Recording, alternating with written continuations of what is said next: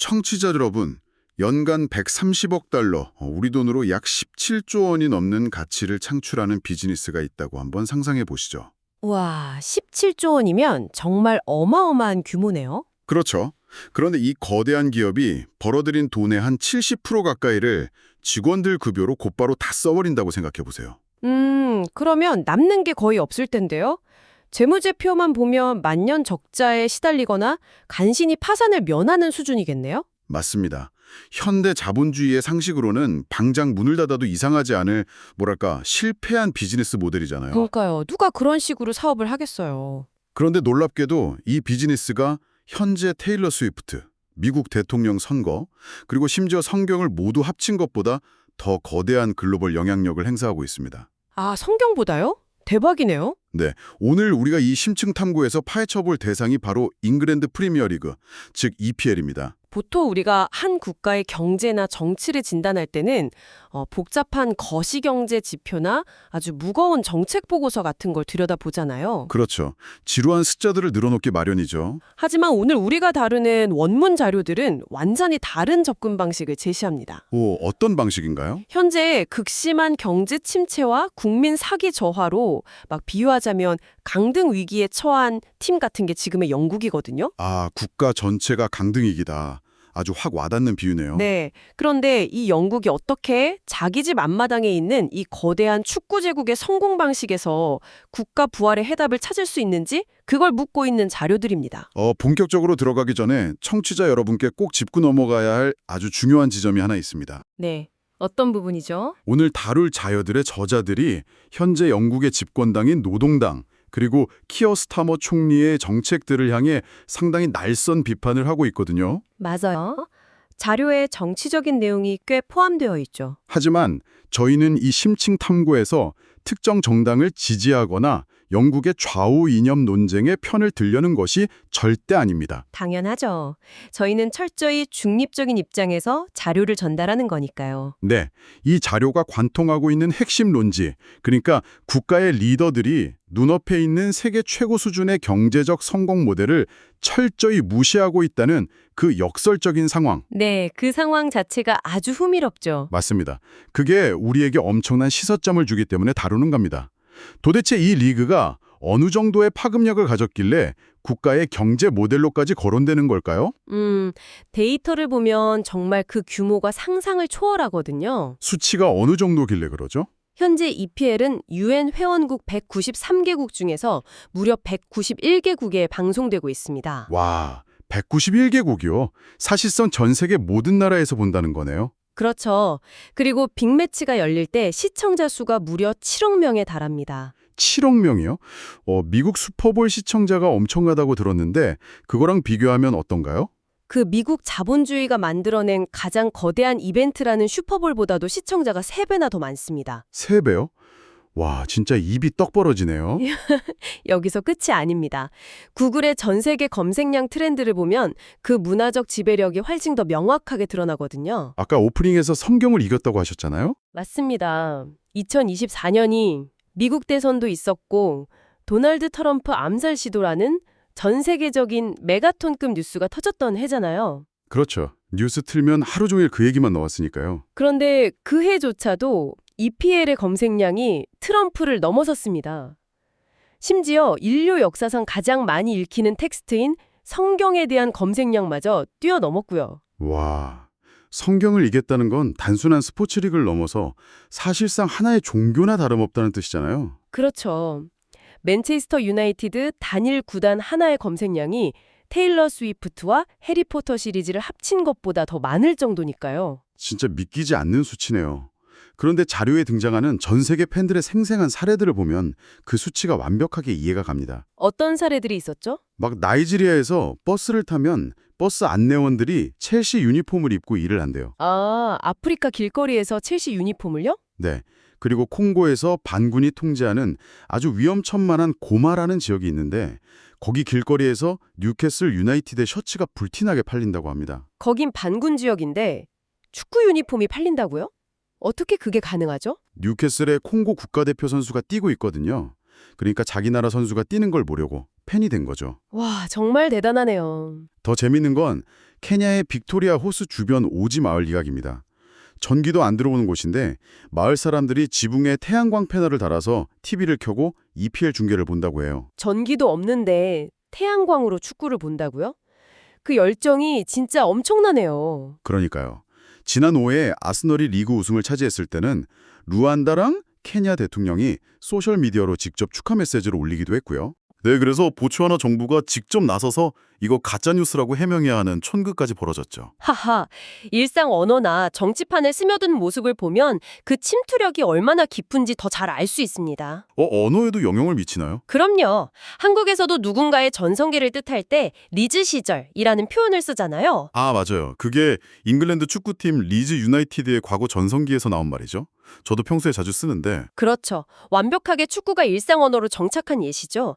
스웨덴 의회에서는 더 재밌는 일도 있었습니다. 스웨덴 의회에서요? 네, 전직 재무장관이 국가 정책을 비판하면서 성공할 수 있는 유리한 위치인데도 어이없이 이를 망쳐버린다는 뜻으로 스퍼시라는 단어를 공식 석상에서 썼어요. 잠깐만요. 스퍼시라면 토트넘스럽다 뭐 그런 뜻인가요? 맞습니다. 토트넘의 영어 이름 스퍼스에서 나온 조롱 섞인 표현이죠. 와, 한나라의 국회에서 특정 축구팀을 대놓고 조롱의 의미로 쓴 거네요. 진짜 뼈 때립니다. 가나 의회에서도 비슷한 일이 있었어요.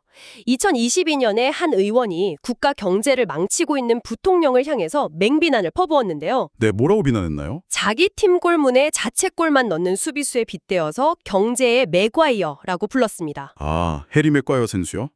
전 세계 정치인들이 공식적인 비유와 조롱의 무기로 영국의 축구팀을 쓰고 있는 거군요. 네, 그만큼 191개국 사람들이 모두 맥락을 이해할 정도로 인지도가 압도적이라는 거죠. 그런데 여기서 엄청난 모순이 하나 발생합니다.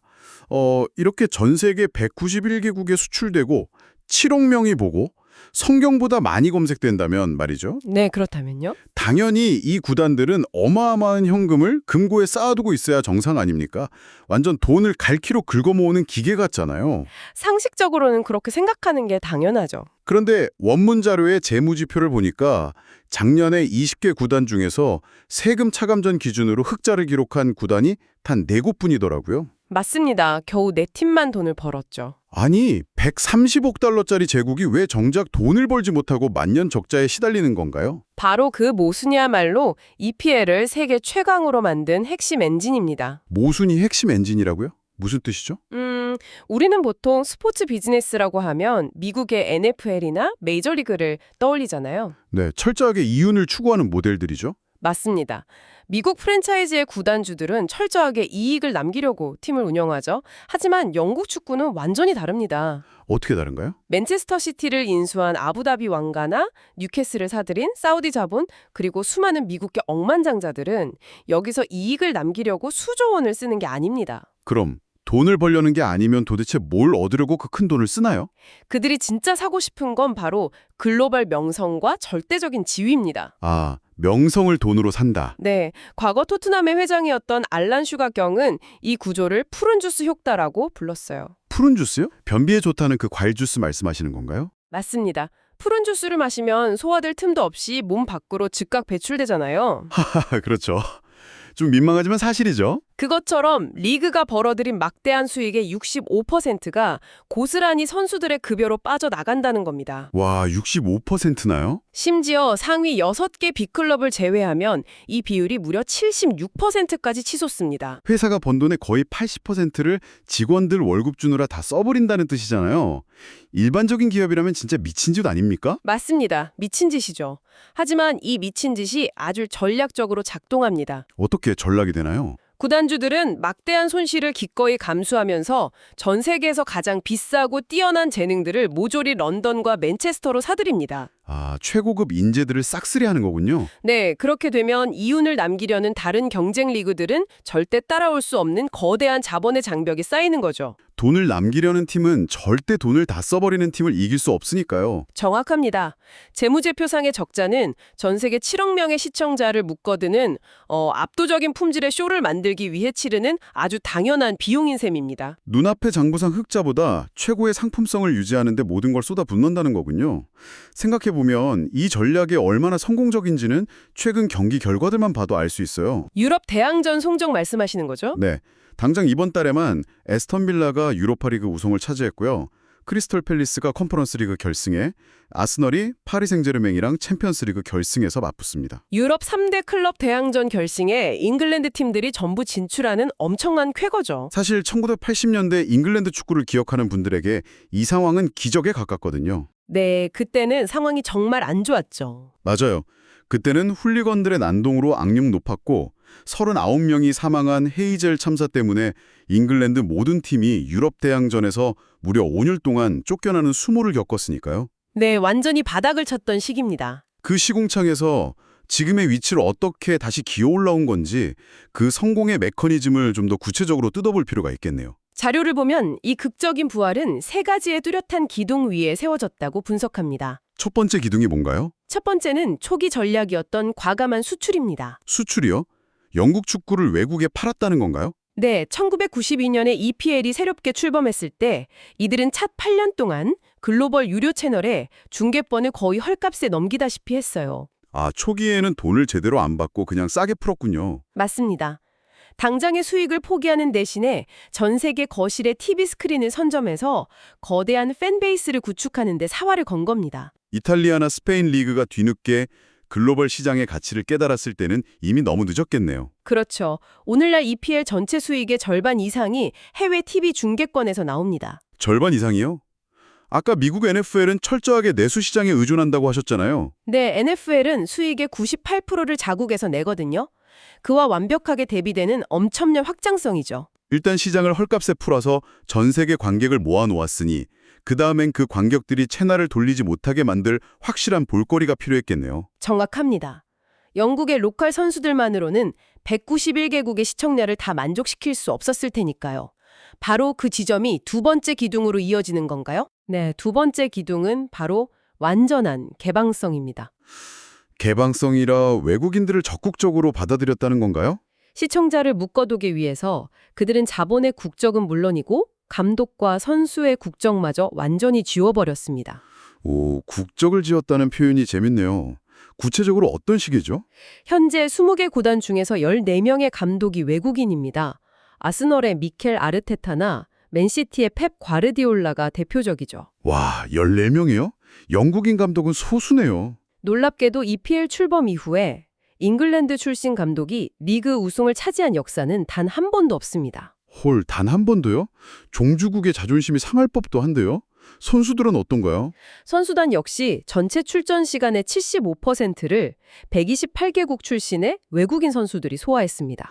거의 다 외국인 선수들이 뛰는 거네요. 네, 심지어 잉글랜드 국가대표 주장인 해리 케인이나 차기 에이스인 주드 벨링엄은 지금 각각 독일과 스페인에서 뛰고 있거든요.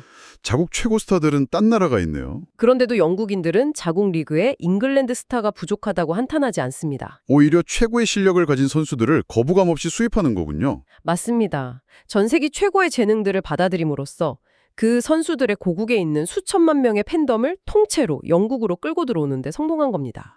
자국의 얄팍한 자존심을 버리고 철저히 능력주의와 개방성을 택한 거네요. 네, 그게 핵심이죠. 그런데 전문가님, 여기서 의문이 하나 생깁니다.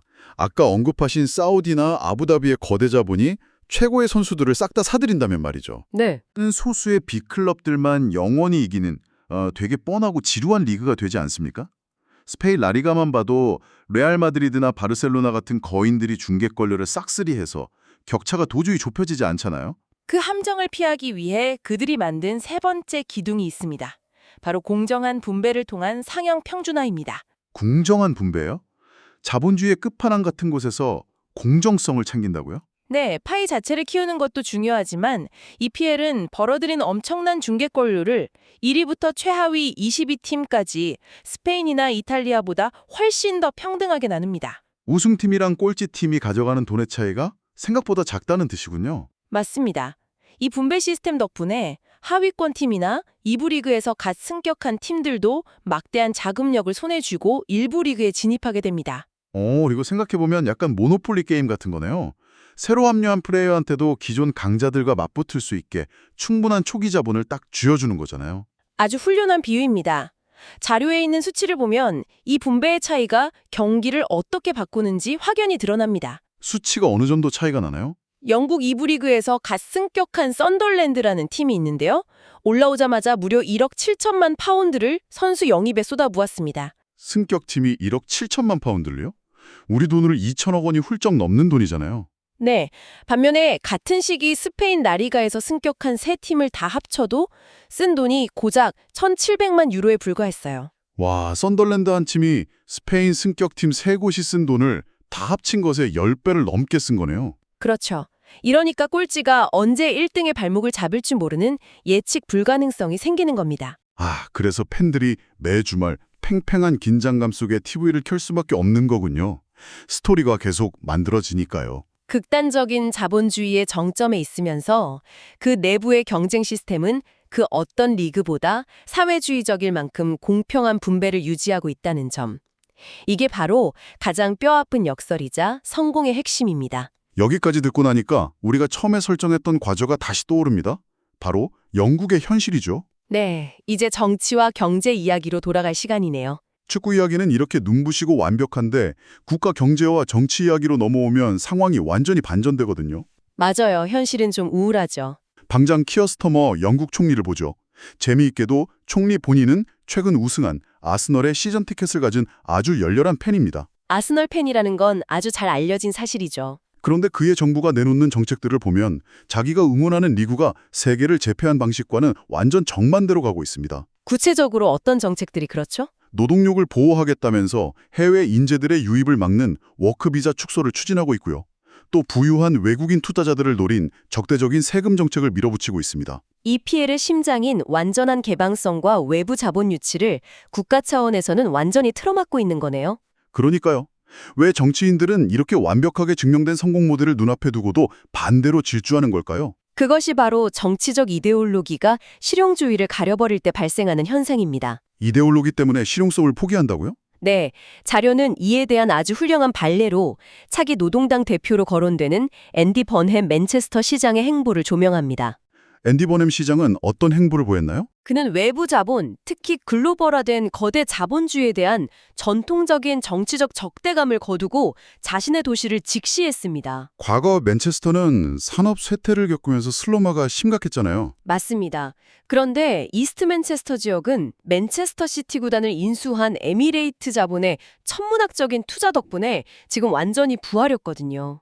외국 자본이 죽어가던 도시를 살려낸 거군요. 네, 새로운 인프라가 깔리고 일자리가 엄청나게 생겼죠. 그러니까 국가 경제가 침체의 늪을 벗어내려면 이처럼 편견 없는 세계화된 자본의 유입이 절실하다는 거네요. 그렇죠.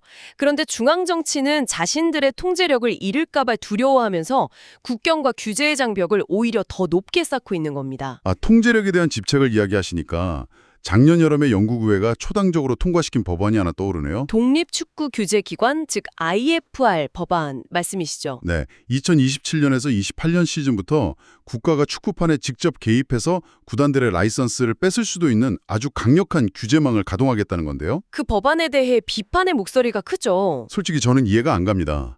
구단들이 알아서 수십조 원의 부가가치를 창출하면서 세계 최고의 엔터테인먼트를 굴리고 있잖아요. 네, 아주 잘 돌아가고 있죠. 그런데 왜 갑자기 관료들이 여기에 숟가락을 얹으려는지 모르겠어요. 비유하자면 이건 선수들이 미친 듯이 공격을 주고받으면서 명경기를 만들고 있는데 심판들이 굳이 사소한 파울 하나 잡겠다고 경기 흐름을 뚝뚝 끊어먹는 거 아닙니까?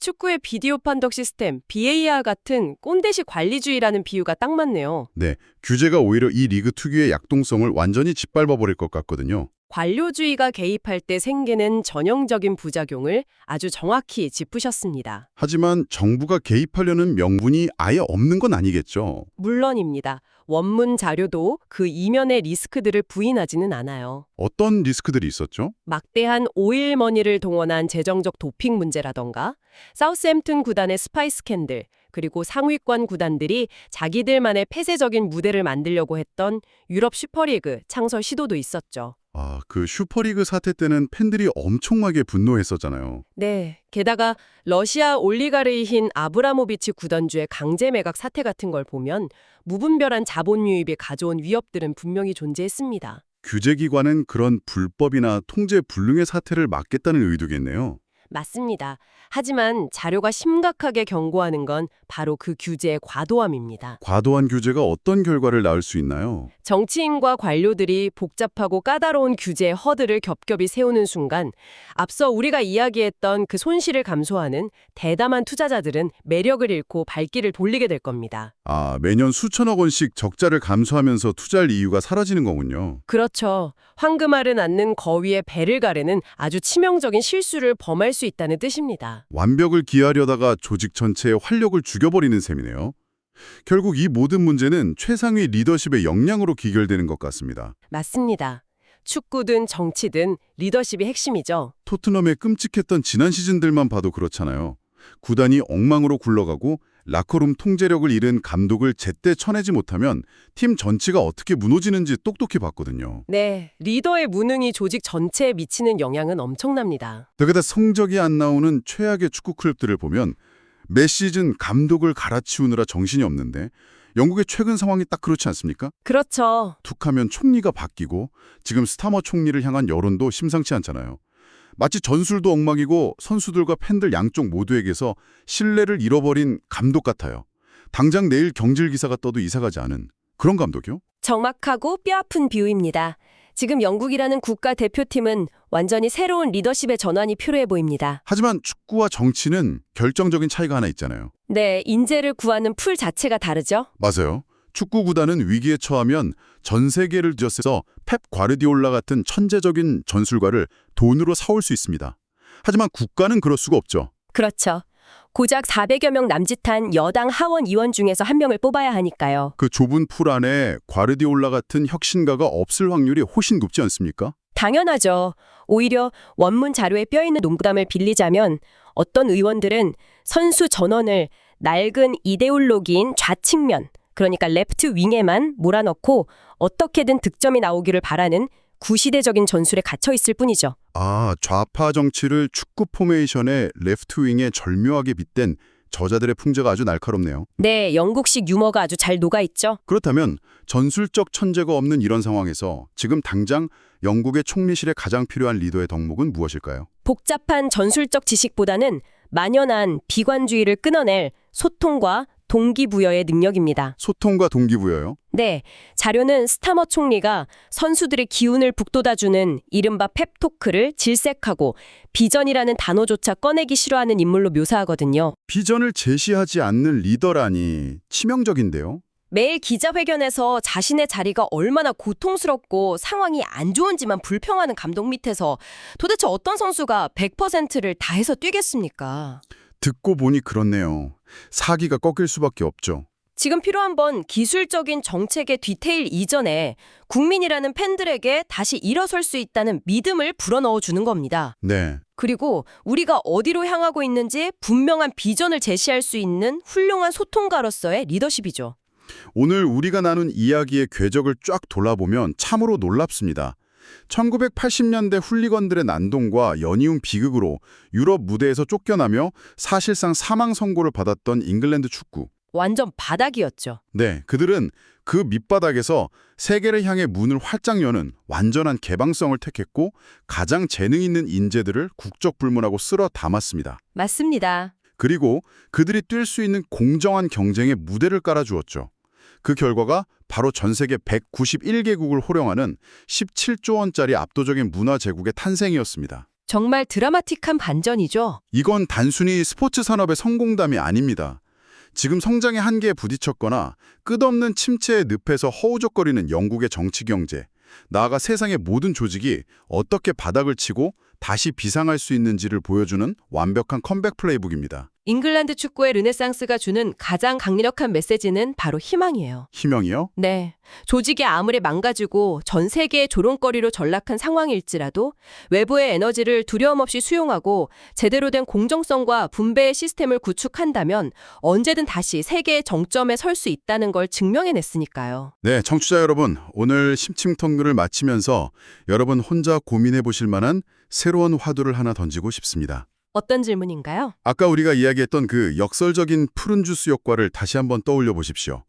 EPL의 구단들은 매년 천문학적인 돈을 벌지만 그곳을 이익으로 남기는 대신 세계 최고의 쇼를 만들기 위해 선수들의 임금으로 남김없이 태워버립니다. 네, 엄청난 적자를 기꺼이 감수하죠. 흥미롭게도 바로 그 비이성적인 지출 덕분에 그들은 미국 대선과 성경조차 뛰어넘는 세계에서 가장 강력하고 견고한 지배력을 쟁취했습니다. 모든 기업과 국가가 당장의 분기별 흑자 전환, 막 1~2%의 영업이익률, 촘촘하게 계산된 마진율에만 병적으로 집착하는 이 시대에 말이죠. 네. 어쩌면 진정으로 아무도 넘볼 수 없는 글로벌 지배력과 영속적인 명성을 얻기 위한 진짜 비밀은 가장 뛰어난 품질을 위해 거대한 재정적 손실조차 기꺼이 감수하는 무모한 대담함에 있는 것은 아닐까요? 이윤창출이라는 자본주의의 가장 기본적인 규칙을 산산조각내는 짓이 오히려 전 세계 사람들의 마음을 움직이고 가장 거대한 자본을 창출하는 궁극의 힘이 될 수 있다는 이 놀라운 모순. 여러분은 어떻게 생각하십니까? 오늘 심층탐구 여기서 마치겠습니다. 끝까지 함께해 주셔서 감사합니다.